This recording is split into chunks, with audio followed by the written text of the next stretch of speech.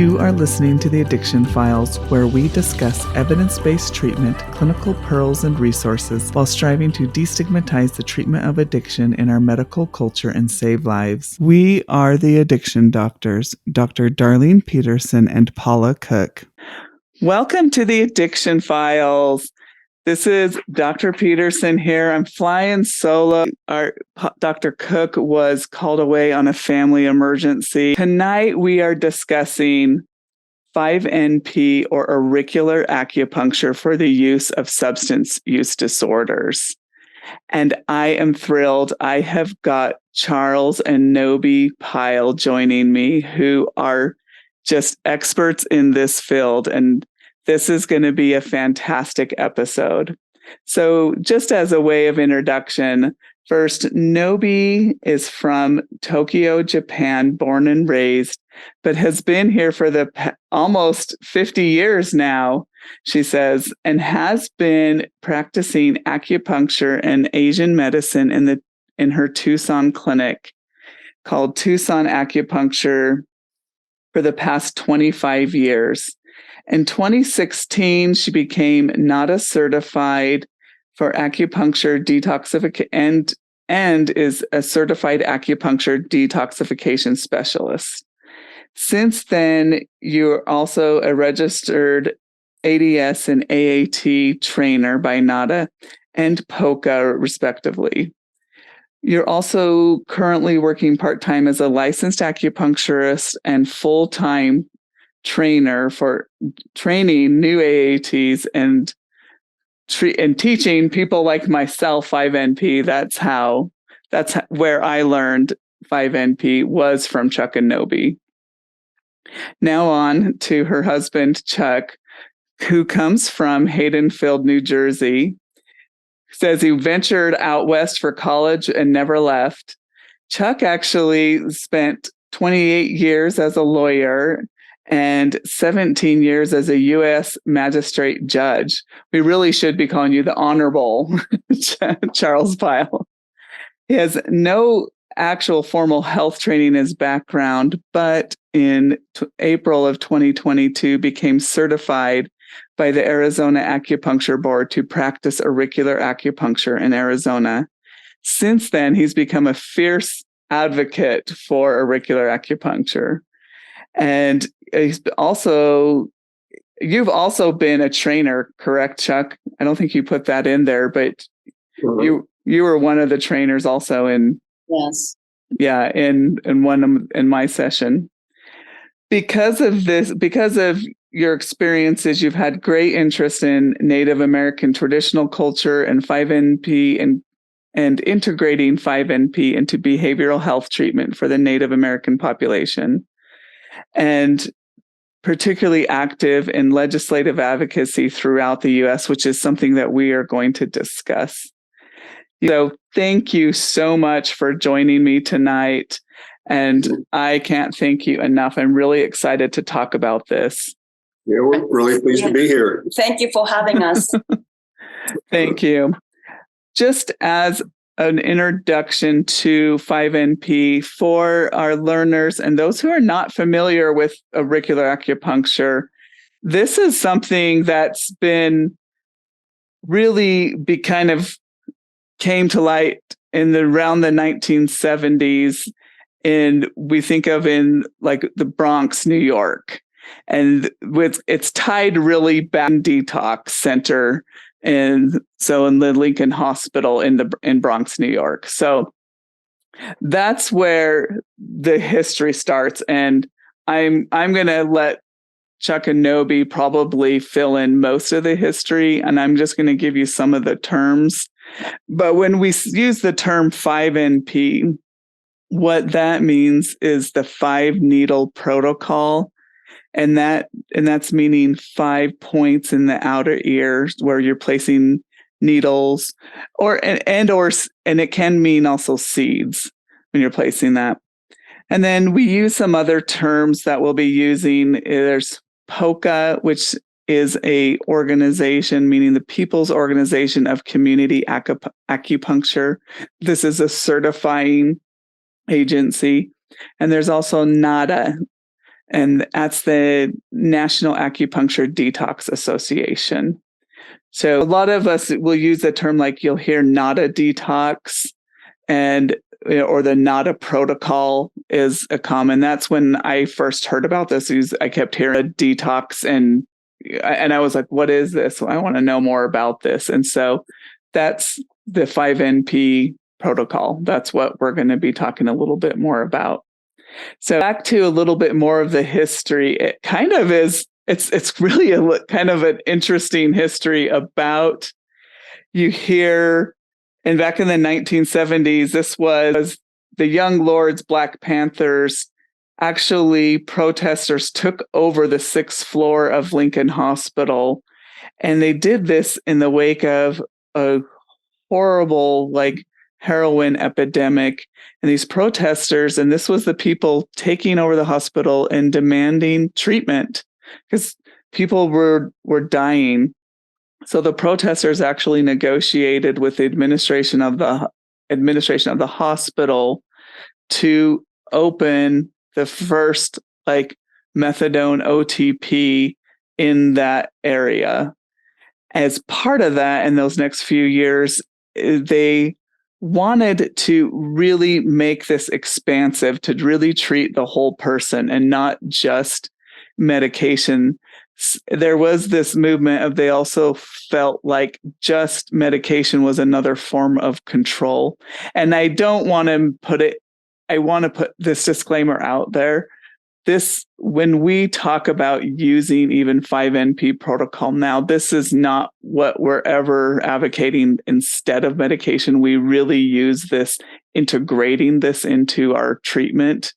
But that was really, at the time, that was their motivation, was trying to find alternatives. But it was really because they were really struggling with just access to care, I think, and just so much difficulty in accessing care and humane care, which is where this kind of was birthed out of. And that's where this, like, 5NP protocol, that's my probably very brief and summary, and you're probably going to have to correct me a lot. So I'm going to turn it over to Chuck and Nobi to fill us in some more and explain some of the points, what a little bit about that means, and we'll take it from there. It's really a people's medicine for the people by the people. And it's not something that, some acupuncture genius came up with then and let's do this. But it does make sense, those 5 points. Should I talk about Asian medicine a little bit? Yeah, absolutely. In Asian medicine, acupuncture is all about balancing yin and yang. And yang is activities and warmth and heat, and yin is grounding, heavy, anchoring. And, whether I'm trying to work on the back pain or hot flashes, I am trying to correct the yin and yang balance. I do that by, looking at the tongue or, taking the pulses. But in 5NP, we don't do that. We just go in and are you ready? And then place 5 needles. And 5 needles and the 5 points in the ear has a great significance. Because a lot of people who we see in the prison system or addiction rehabilitation system, they have symptoms so-called empty fire. Empty fire is different from full fire, okay? If you are looking at 2-year-old boy who is running all over the place, and that's a full fire. It's just that the boy has so much energy. But if you are looking at adults who are acting out, vexing and fever and red face and agitation and not sleeping, that's sort of like fire, but it's not because too much energy because there is no in to balance his activities. So in is depleted by childhood abuse, childhood trauma, disease, sickness. In terms of balancing, that nothing was added to the in. So by the time we see those people in the facilities, incarceration, people are very lopsided, indeficient. And so we call it empty fire. So if we use medication and shaming, incarceration, that's what we do for those people. It further depletes the in. So they don't have the anchoring to begin with. So the empty fire just go ablaze. So what do we do with the needles? We put needles on 5 points of the in organs of 5 elements. We break down yin and yang into 5 elements: fire, earth, metal, water, wood. Those are 5 elements. Fire is the most yang, water is most yin, all the rest is in the middle. Each 5 element has in organ: heart, spleen, kidney, lung, liver. So we use those points. First point, Shenmen, is a fire point. Second point, sympathetic, is spleen point. And kidney, liver, lung, those 5 points does create more in. So we're boosting the in instead of quashing the yang that's ablaze. So when the needles goes in and then people feel so relaxed, and then they ask, what are they, what do they have in the needle? You know, why am I so relaxed? Well, there's nothing in it. It's you. People are healing from inside. And then sometimes for the first time, they feel like, maybe I can do this. You know, maybe I have in it to stay in the program. So that's a very powerful point on those 5 points. Your description of the history is good, though. And we always, as you saw, we do it in our training because it's an important basis for what you're going to be doing. It's just shocking, the whole story about how it developed, but true. We were just at PokeFest back in Providence in the end of July, and Laura Cooley had this slide that talked about the development of AcuDetox, and she had the word community like 10 times down the left side of the slide, that it was developed by community members, it was delivered by community members to community members in a community setting. It just went down and down and down as to how closely it is the ultimate grassroots delivery model, really. Now, in Utah, you're going to be using it in clinical settings, which is great. My dream is that someday, I've got a lot of dreams that, Utah will expand that and allow you to get out into rural church settings or, and into youth settings and all other sorts of settings. But in your clinical settings, you're going to have some great impact there too. You were mentioning that it's not we're not in conflict with medications, that there is no silver bullet. And for most people, I don't think there's one modality that's going to be the answer. I think that we need a Chinese menu of choices, but we also need to figure out strategies for getting the patient more involved in making those choices and not just sitting there like a dartboard receiving what's going to happen. And that's another beautiful thing about 5MP, particularly for clinical settings or preclinical settings, is I think one of its greatest strengths is it's just about the most wonderful engagement strategy.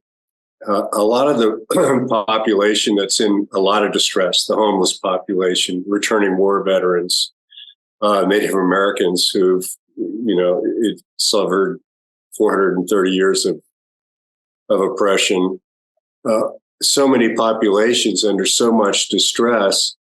And it's not too shocking to see that either financially they don't have access to medical care, or their experiences with institutions and governments are not positive.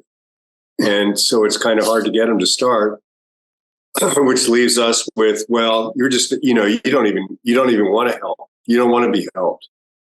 But with acupuncture, with the 5-needle protocol, 5MP, all we have to do, we said, hey, here's a piece of paper. This will explain what the 5 points do, and some of the emotions that it would respond to. Basically, we're just going to put these little skinny needles in, have you sit quietly for 30 minutes. Do you want to give that a try? And most people that are in that desperate setting, are willing to do it. It says, all you need, just sign this informed consent and we're off and running. I don't need to ask you when you last used. I don't need to ask you what happened during the war. I don't need to ask you if you're homeless or not. I don't need to ask you anything. I just need to ask you, are you ready for me to place the first needle? And once those needles are in, the impact on the person, including the people getting it for the first time, are frequently kind of a little nervous, but once those needles are in, the chill is just unbelievable. And once they kind of feel that from just this complete no barriers treatment modality, then the notion of going to a clinic or going to a mental health provider or somewhere else becomes a lower barrier, a lower hurdle for them. They have more confidence in themselves. They're ready to go. Oh, I love that. I mean, I think you bring up such an important point. It's being able, like you said, to engage them in treatment. And it's this first, like, overcoming that barrier, because you're dealing, and I want to get to that, of this, we're dealing with such traumatized people often, because either addiction is traumatizing itself, or there's so much trauma that's led to the addiction, if not both. But this seems to have such a place with just trauma in general, and just being able to get that first approach, to be able to just really approach the patient, which I think is really interesting. But I have one thing, and I don't want to spend a lot of time on this but we get this question a lot among kind of skeptics and the medical community, just like, well, does it work? And that's why, it's always good just talking to people with your experience who've done this for many more years than me, who have a lot more experience. And it's hard because science always wants, studies and data. And what we have is we have the anecdotal information, but we have all these powerful stories and experiences from just patients. But I think there is certainly quite a bit of power in that. And I only have there are a couple of studies, and I'll mention one because I think this was a review article, and this is just for our listeners that can look this up for more detail. But this comes from the journal article Substance Abuse and Rehabilitation, and this was published in December of 2016, called the National Acupuncture Detoxification Association Protocol, Auricular Acupuncture to Support Patients with Substance Abuse and Behavioral Health Disorders, Current Perspectives, and it was by Elizabeth Stewart and Claudia Voiles. It was really... Libby Stite, and then the Claudia Voiles. Yes, And so the data, they pulled a bunch of different studies and reviewed them, but it came down to a mix. The results are mixed, like positive and negative, but I really appreciated their conclusion. At the end of the day, they still recommend it, particularly because patients, even with just, it's like you just said, just engaging, it was a way to just engage them in treatment. They seem to have benefit. Even if we didn't see like lasting benefit, it engaged them in treatment. So that's just a really quick glossing over summary. And you probably have more that you could say on that, because I know you've talked more about these studies, but I thought that was just an interesting point to bring up. There are a few researchers, and then Ken Carter did the research, published Applied Nursing Research, 2019, Auricular Acupuncture reduces anxiety and burnout in behavioral healthcare. So he worked on the nurses and with the 5MP, and then was effective. It's really difficult to do research with acupuncture, really is. And then there's no double blind. You can't do our usual. There's no placebo. We can't do. So, there are, and then also Libby and then Claudia with the Sarah has another article. But I mean, instead of just citing it, if anybody is interested, I have more information where to go about some of the researches done. Yeah, I have. I could offend your audience in so many ways on the subject of evidence-based practices. I have some very strong thoughts, and I actually think people may start coming around to my thinking. But let's start from one premise: is this is a modality that's based on several thousand years of Eastern medicine practice.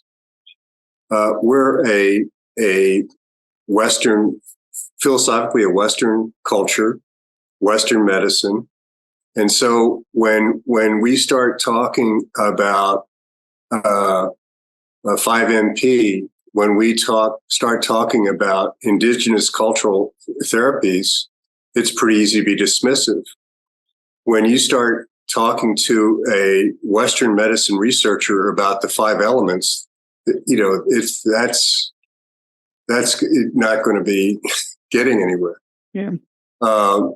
And both of those modalities are going to be focused on helping the person heal from within, both the indigenous modalities and the 5MP. Yeah. We're not trying to be heroes and apply some external savior force on them with medication or manipulation or anything like that. We're just trying to give their body, their energy system, a nudge so that they can start healing from within. And that, one of the reasons this is so well received we do a lot of work on the Navajo reservation, is because it is the whole concept of achieving balance in body, mind, and spirit is central to both. Whereas in Western medicine, it's more a focus of, okay, you've got a left ankle sprain. Let's look at that left ankle. Yeah. So it's a totally different concept. And then you use a term, evidence-based practice, to have the arrogance to say yours is worthless. Yeah. Even though both the indigenous remedies and the Eastern remedies only have 3 or 4 millennia of support for them. So that's the initial thing. But to give some comfort to your audience, last March, Nancy Lavigne, Vigne, was appointed by President Biden to be the director of the Office of Justice Policy's National Institute of Justice. And she made 2 points in her kind of inaugural speech. Is one, that development of studies was going to be developed much more from a community perspective than from a scientific perspective going forward, so that it will have greater application and to actually benefit the community. And then the second thing was, we're not going to be dismissive of narrative outcomes. Those outcomes are important. And I think that's not just Dr. Lavigne, but I think that's others who are saying, no, why would we be dismissive of narrative reports? So I think from our perspective, we really should not be defensive about that. I heard a presentation on indigenous therapies from this woman from New Mexico, who's a very experienced native healer. And some wise guy, it wasn't me, some wise guy says, well, is this an evidence-based practice? And she just very calmly says, I describe what I do as practice-based evidence. It's been working for me for 25 years, so I'm going to continue doing it. And here we have a protocol that has been unchanged for 50 years. So I don't think we need to go around just and providing relief for people for 50 years, with the biggest change being 9/11, showing that it impacts trauma. Thank God we learned that, as well as addiction. And we should be really proud of that record. The other thing the studies will show is there is not a single mention in a single study of any harm. And that's usually what we're balancing, right, in these scientific studies. Absolutely. Harm versus efficacy. And there is not a single mention of harm. So you balance that, it's a pretty low bar for how successful we're being. It should be, because we're balancing against zero, basically. Yeah. No, absolutely. I mean, I think your argument is excellent when we look at low cost, low barrier, and then as far as risk versus benefits. I mean, when we look at compared to some of our alternative treatments, I think that's fantastic. Thank you. That really is I think those are really excellent points. And I want to talk about advocacy, because particularly like both Chuck and Nobi have been really heavily involved in this. Trying to, like you said, your vision is trying to get this out to the community, but getting this from, I know even in my state, and you're going to tell us a little bit more about how this is available as far as legal from state to state, which practitioners can practice this protocol. Here, I just know it can be obviously medical doctors, but we now can have, it can be nurse practitioners, it can be LCSW, so we can have therapists using this protocol. And that's really from your work, from your advocacy work. What other states, what other kind of restrictions are put on it in other states? What other barriers are you trying to overcome?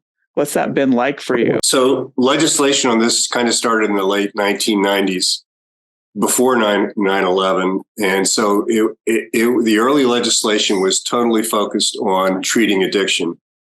That's what Arizona's was until we got the law changed. And a lot of the laws are that. They just focused on addiction. Trauma's not within the scope of practice. It's usually licensed providers. And sometimes, like in Arizona, it was limited to licensed drug treatment centers, which was very limiting. Very restrictive, So, and it's almost, I don't know if there are two states that have the identical statutes. It's kind of interesting, but about half of the states do have some sort of statutory premise. And that means half the states have nothing, except all but 2 states regulate acupuncturists. So it would be a problem for you to go sticking acupuncture needles in people's ears in those states. So that would be perceived as a problem. More recently, I'm kind of seeing it as an opportunity, because I think the best legislative model for us is to just, since this is such an incredibly safe procedure, it's inexpensive and it's so community oriented. Let's get it out in the community, and there's just no safety reason to regulate it. So let's just say if you are trained by NADA or POCA in 5MP, you can use it in community in your state. No regulation. I have this document, the Utah healthcare providers, licensed healthcare providers, chiropractors, licensed practical nurses, RNs, nurse practitioners, medication aides, physicians, surgeons. But in Arizona, it was the scope of practice became trauma. We added trauma. So that's why the Chuck, who has no health background, could be trained. And of course, he had to apply for state certificate. So Arizona Acupuncture Board controls that. He gets a certificate so he can practice. So in our training, we train a lot of different people: paralegals, massage therapists, just a grandma who wants to help kids, to social worker, healthcare practitioners, doctors, and nurses. We even trained an IT person once, which was shocking to me that they would care about people enough to want to learn this. But that's great, though. That's good. Yeah, a lot of people are focused by problems that close family members have had with either trauma, mental health, or addiction issues. And that's what's kind of driving them. There's usually a lot of motivation. The trainings, we have one starting next Sunday, I think. Yeah. Yes. The trainings are really very upbeat experiences because people come in so motivated to want to help others. Which is certainly a great thing for all of us. And having a discussion, between the people who have been incarcerated and who put them in incarceration, being in the same room, trying to learn the technique. I mean, the discussion there is incredibly interesting. Yeah. We did it for several years at the Federal Halfway House here in Tucson, and I'd be in the guys' room and Nobi'd be in the women's day room. And, some of the people would, have been there before, and some of the new people I'd be going around placing needles, and one of the guys who knew me would say, well, Judge, when are you, ask me a question, and all the other heads would just be whipping around. What's a judge doing there, And, so, but it really offers great connections. When we hear why people want to, people want to work with people in domestic violence shelters, want to work with the homeless population. A lot of time, almost every time we have a class, is someone who wants to work with veterans. Mm-hmm. And one of my clear focuses, based on my own experiences, all sorts of different places in the criminal justice system, like drug courts, jails, and prisons. Tell me about those experiences. So tell me about, what kind of personal experiences have you had working with patients and out in the community, like you said, in the halfway house, and then in the correction, in the justice system. What's that been like? Well, in every instance, the one thing that's consistent with 5MP is it's really chill. It's just totally chill.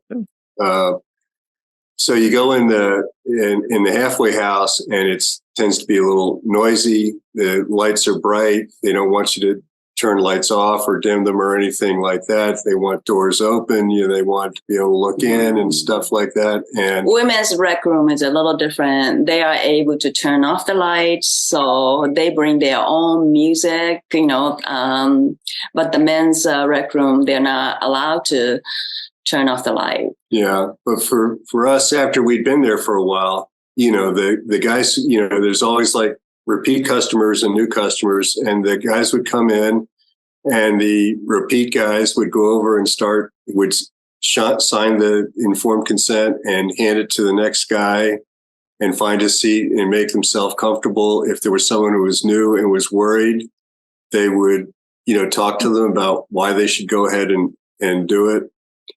I don't have to be bossing them around and, saying, you sit there, you sit there. I'm just, everything's moving along at its the power of the group. Like the power of the group, and they're on their own. They find a seat. I would put in the needles, and I'd sit down with them, play some spa music, and let them sit quietly for 30 minutes. And then I take the needles out. They're always extraordinarily grateful, and it really is another option.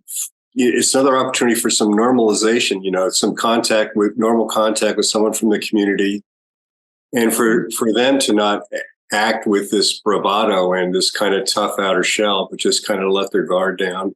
And then another point of power of group, there are some people who are scared of needles. Even though I show them that the tiny 1/4-inch skinny needles, people just don't feel like.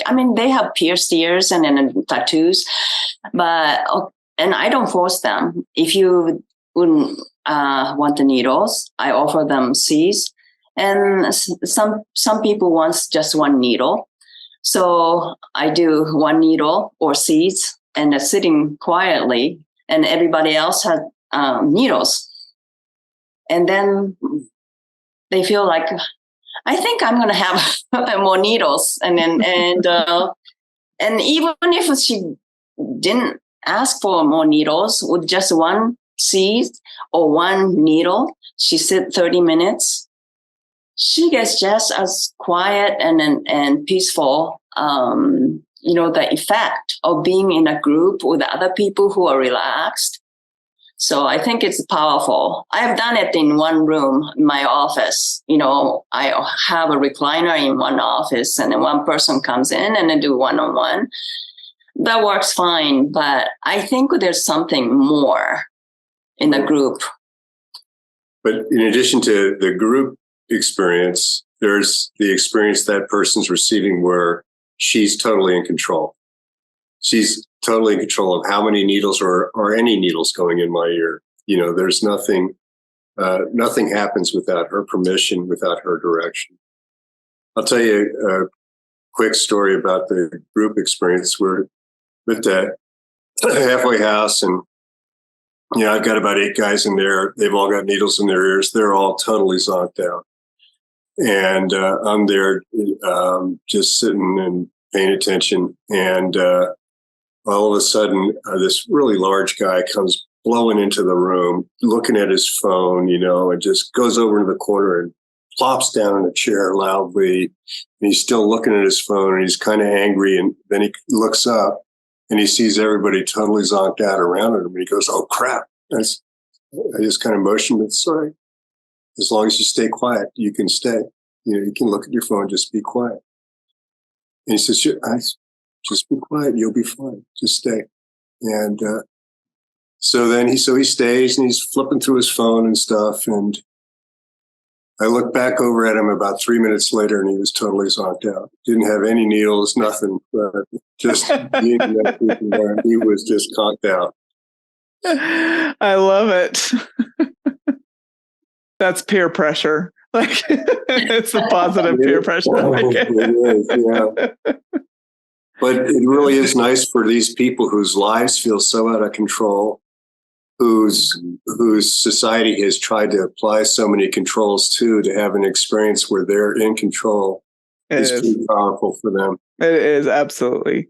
Well, it's like you said, there's so many rules and regulations, and every minutia of their life is controlled and regulated to just have moments of just to be able to take that back and to give some kind of just dignity back and a little bit. So that's amazing. That's an amazing experience. Tell us a little bit about your just experience with kind of integrating this kind of with the Native American traditional culture, and that, because it sounds like you've been really fit with that as well. Yeah. Why don't you tell them about? We've been up to the Navajo reservation 3 times. Why don't you tell them a little bit about? Well, we do Navajo reservation training every summer. Not necessarily summer. Different area of reservation, and it's a large group. It's about 30 people, and they'll have a wait list. And we do it in a either hospital or IHS facilities. And, those people are not necessarily healthcare workers. As he said, IT person, grandmothers, and working in a different field. The guy who this teaches, is really the community, though, but you're really teaching the community. And then we do the lecture about ACEs, the trauma issue. They all have tens. I mean, those people who have been historically, traumatized, and then in their own family, they have so generational many trauma. Yes. So they really get it. And then when we have the clinic to, so that they can get the required amount of practice, we have no problem. I mean, they bring in their families and then neighbors and friends, and then they just comes in. And then at one point, the trainer started bringing needles because we couldn't process as many people as, they come in. Yeah. And they really, really like it, feel appreciated. We feel very appreciated. And then, before the next training, there are so many people who wants to do the next training. So it's full. Yeah. When you tell them kind of just a brief explanation of the principles behind it, that we're just trying to, find balance within you, type of thing.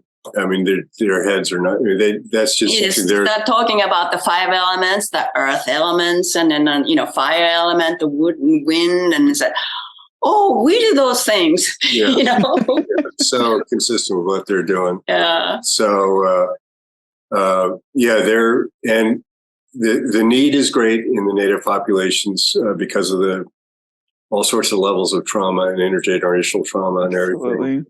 Horrendous substance abuse, as a result of a lot of criminal justice involvement. It's just layer upon layer upon layer of need. And a community delivery model is perfect for them. They really don't want outsiders particularly coming in, and they're not particularly trustful, but to have their community members delivering a service to them is really very powerful for them. I love that. What a way to get treatment out there and engage. I love that. It brings us back to just engaging with patients. What an amazing work that you're doing. Well, we get a lot of a benefit doing training, doing treatments, because I think as a practitioner, I feel I get some energy from the group, because Tuesday night was the time I used to go to the halfway house, and I work full day and then go to halfway house. I'm totally exhausted before I went. And then by the time I'm finished, I feel so invigorated. And then in the trainings also, I learned so much from the people who wants to do this 5MP and work on these people. And vicariously, I get excited about doing the training. We're going to start doing it this Sunday at it's kind of like a homeless breakfast for the homeless at a downtown site every Sunday morning. So we're going to start there on Sunday, and when we were there, they get about 200 people, I think, there on an average morning. And then next week we're going to be starting at a large women's shelter, about a mile and a half south of downtown, and again, populations that are dealing with a ton of trauma. Absolutely. And are medically underserved for sure. And so we're really looking forward to those opportunities. And one of the reasons we're getting those opportunities is also to give the people we trained opportunities to go out there and use what they've learned. And they're excited about doing that. So that's good. Can I make a pitch for your listeners? Absolutely, please. Yeah, so your listeners should, consider being trained by Dr. De La Garza and Dr. Pyle. Yep. For sure. They're really, what a great pair those two are. Yes, absolutely. You've got the medical encyclopedia and Dr. Howell and the music. Enthusiasm of Dr. Yeah, so it's a great training. So I really encourage you to think about getting trained. It has so many applications in clinical settings, which is where it's mainly going to be used in Utah now. But my other pitch is, please do that, but also maybe get together with other clinicians who've got their 5NP certification and look for an opportunity at a veterans organization or a homeless shelter, somewhere more in community. Maybe an immigrant asylum organization or something like that, someplace in community that has a big need. And kind of in addition to the use in clinical settings, but do it in a volunteer setting. And that will help spread the... Absolutely. No, I think that is fantastic. It's getting it out there. And like you said, getting it out to the people. That's the whole movement. And it's slowly growing, but you guys are just lighting the fire. When I first met you, and I was just like, man, the stuff you're doing and just teaching people first, and then how many groups you go out to and just serving people. So I appreciate it. I do think that, figuring out a group to target, and the criminal justice community is a good one because they're an organized bureaucracy. So getting the healthcare organized bureaucracy, boy, what a huge healthcare system you have there too in Utah. To reach out to those guys and say, hey, we can help you out here. They definitely, they have a population that's at least 2/3 of the people going through the criminal justice system have a substance use disorder. At least half of them have been traumatized, maybe a quarter or more have PTSD. Absolutely. They've experienced homelessness, incarceration, all kinds of traumatic experiences. So it's a group that's in need, and they frequently have a population that's in an isolated location. So, but I think that people view Utah as from the outside, they view Utah as a conservative state, but Utah can be surprisingly progressive on issues like homelessness and other issues. And I think that in criminal justice, I think they may well be interested in incorporating this kind of thing into their drug courts and other things. So I think it's worth reaching out to them, saying, we're not here to tell you what to do. We're just here to supplement what you're doing. Here, give you a little boost. No, I love that, like supporting, working together. And I think just on your advocacy piece, so all, our listeners all in other states, like I'd be glad to work with anybody who's interested in another state. I'm working with states from Virginia to Washington, so I'd love to work with them, getting great support from the people at POCA on that. But I don't think that, the technique hasn't changed in 50 years.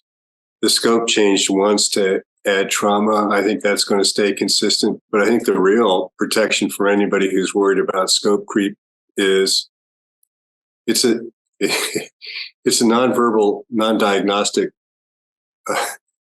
modality. So nobody's really focused on scope. They're just focused on, would you like me to put some needles in your ear? Do you think, will this provide you some relief? And that may sound too simple or naive to others, but if it's providing relief to that person, let them figure out why it's providing relief. I'm just glad to put the needles in, get them out, and offer you a bead, and wish you good luck on. See you next week. Simple as that. I appreciate that. Thank you so much. Thank you for your time. You're a wealth of knowledge, and all of your efforts just in serving your community and your teaching and your advocacy. Thank you again. Yeah, it was really, really fun, Darlene. Thank you. Thank you.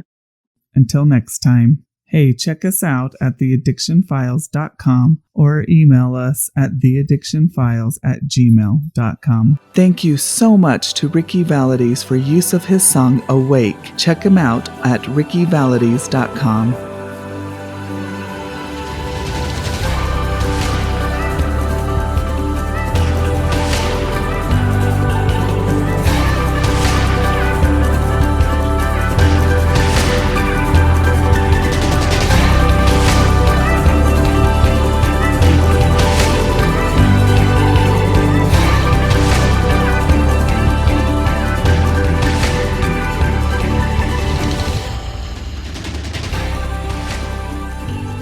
Podcasts are for entertainment and education purposes only. Hosts and guests are not responsible for any harm caused by information obtained from this source. As each person is unique, you're advised to seek the advice of your own healthcare professional to treat any medical conditions you may be having. Opinions expressed on this show are those of the Addiction Files and not of our respective employers.